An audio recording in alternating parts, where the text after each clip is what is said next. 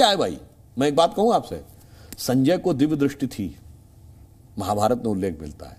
मेरे भाई, ये संजय राउत को कौन सी दृष्टि दिखाई पड़ रही है जिसमें वो 3 किलोमीटर दूर दिखता जा रहा है? इसका मतलब और कुछ नहीं है, वो अपनी आस्था से कई किलोमीटर भटक गए हैं। वो आस्था जिसके प्रतीक कभी स्वर्गीय बाला साहब ठाकरे साहब हिंदू हृदय सम्राट होते थे, उससे कई किलोमीटर दूर भटक गए हैं। इसलिए वो उनको ये ऐसा दृश्य नजर आ रहा है, उनकी दृष्टि दूषित हो गई, इसलिए उन्हें ऐसा नजर आ रहा है। और हकीकत तो है, मैं 1992 से अयोध्या जा रहा हूँ, 3 किलोमीटर का तो अयोध्या का पूरा रेडियस भी नहीं है भाई। आप 3 किलोमीटर दूर की बात कहते हैं, 2.77 एकड़ का तो कुल है, 2.77 एकड़ में 3 किलोमीटर। अगर आप टोटल परिसर मान ले तो 67 एकड़ का है, 67 एकड़ में भी 3 किलोमीटर नहीं आ सकते। इसलिए मैं कह रहा हूं कहीं पर कुछ भी बात करना। वैसे इनका कारण जानते क्या है? ये श्री रामलला विराजमान की प्राण प्रतिष्ठा के इस पावन अवसर पर भी इनको उसमें सच्चाई और श्रद्धा नहीं दिख रही है। जानते क्या है? एक संस्कृत का श्लोक है कि यस्य नास्ति स्वयं प्रज्ञा शास्त्रम तस्य करोति किम लोचनाभ्याम विहीनस्य दर्पणम किम करिष्यति। अर्थात जिसको स्वयं का ज्ञान ना हो, अच्छे अच्छे शास्त्र दिखाओ, उसे समझ में नहीं आता, जिसकी स्वयं की प्रज्ञा ना हो, और जिसकी आंखें बंद हो या आंखें हो ही नहीं, उसको कितना दर्पण दिखाओ उसे समझ में नहीं आता है। तो ये लोग वो हैं जिनकी की वो दृष्टि ही समाप्त हो गई है।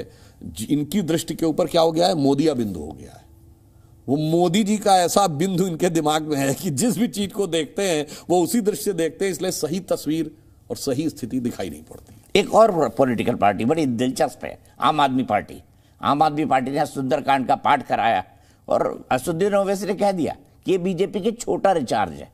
तो इन छोटे रिचार्ज ओवैसी साहब के हिसाब से इस सुंदरकांड के पाठ पे आप क्या कहेंगे सुधांशु जी? देखिए, आम आदमी पार्टी भारत की नई नवेली पार्टी है, पर अजब अलबेली पार्टी है। इसने जितने प्रकार के रंग बदले हैं, तो उसे मुझे पुराना गीत याद आता है, इस रंग बदलती दुनिया में इंसान की नीयत ठीक नहीं। आम आदमी पार्टी, बताइए, एक तरफ एक जमाने में क्या कहते थे कि मेरी नानी ने मुझे यह बताया कि ऐसे में तो भगवान कभी स्वीकार ही नहीं करेंगे जो मस्जिद तोड़ के बनी हो। आज वो ये कर रहे हैं, परंतु मैं फिर भी कहूंगा, मैं स्वागत करता हूं अगर वो ये कार्य कर रहे हैं, क्योंकि तुलसीदास जी लिख गए हैं, तुलसी अपने राम को रीझ भजे चाहे खीज, खेत पड़े पर जामी है उल्टा सुल्टा बीज। यानी ये अगर गलती से भी बीज खेत में गिर जाता है तो कुछ ना कुछ उगाता है। इसलिए हम तो रीझ के भज रहे हैं, आप खींच के भी भजो तो हमें कोई आपत्ति नहीं है। मगर ये सब जानते क्यों हो रहा है? सब ऐसे नहीं हो रहा है। पिछले 1-1.5 साल में आप देखिए, आपने केजरीवाल जी की बात कही, ममता बनर्जी चुनावी मंच से चंडी पाठ करती दिखाई पड़ी। जयंती मंगला काली भद्रकाली कृपालिनी, पूरे उन्होंने स्तोत्र का पाठ किया। प्रियंका गांधी जी यूपी चुनाव में देवी स्तुति मंच से करती नजर आई। अखिलेश यादव को यूपी के चुनाव में सपने में भगवान दिख गए, उन्होंने कहा था ना सपने मेरे भगवान आए। केजरीवाल जी को गुजरात के चुनाव में नोट में भगवान दिख गए, और अब ये सुंदर कांड करते हुए नजर आ रहे हैं। तो मुझे लगता है, जानते हैं क्यों हो रहा है? बदले बदले मेरे सरकार नजर आते हैं, क्योंकि अब दिल्ली में बैठे हुए मोदी सरकार नजर आते हैं। अब मुझे एक बात बताइए, आपके ऊपर आरोप ये भी है कि आप आधे अधूरे मंदिर की प्राण प्रतिष्ठा, मतलब ट्रस्ट चूंकि आप लोगों ने ही बनाया है और विश्व हिंदू परिषद से जुड़े चंपतराय उसमें है, तो मैं उसको ये लिबर्टी लेता हूं कि ऐसा कोट करूंगा।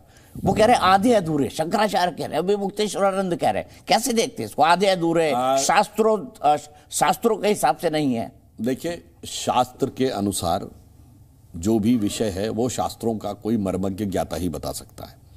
हम तो सिर्फ ये कह रहे हैं कि श्री राम जन्मभूमि ट्रस्ट ने उसे स्थापित होने के बाद विधिवत स्थापित किया, और भगवान राम का तो हर कार्य एक अनोखे ढंग से हुआ है।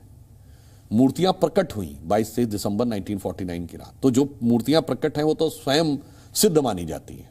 ठीक, अब आप आइए, अगर उस ढंग से हम देखें तो 6 दिसंबर 92 को जब ढांचा गिरा तो श्री रामलला विराजमान के विग्रह को ले जाया गया और उसके बाद पुनः स्थापित किया गया, और कोर्ट ने उसकी परमिशन दी। वो भी एक विशेष परिस्थिति थी।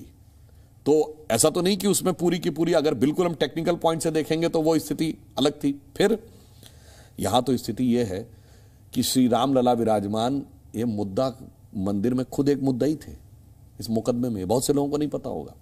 तो भाई, कभी शास्त्रीय विधान में तो भगवान कटघरे में खड़े ही नहीं होते, मगर भगवान ने अपने आप किया। तो इसलिए ये एक नया स्वरूप आ रहा है। जितना मैं उस पर कोई टिप्पणी नहीं करता, देखिए वो उस विषय के जो लोग जानकार हैं वही उस विषय पे टिप्पणी कर सकते हैं, परंतु इस विषय पे श्री राम जन्मभूमि न्यास ट्रस्ट बेहतर बता सकता है। परंतु ये बहुत साफ दिखाई पड़ रहा है, अगर ऐसे हम बात कहें तो सोमनाथ के मंदिर की प्राण प्रतिष्ठा 51 अप्रैल में हुई थी, पूरा मंदिर बनके 65 में तैयार हुआ।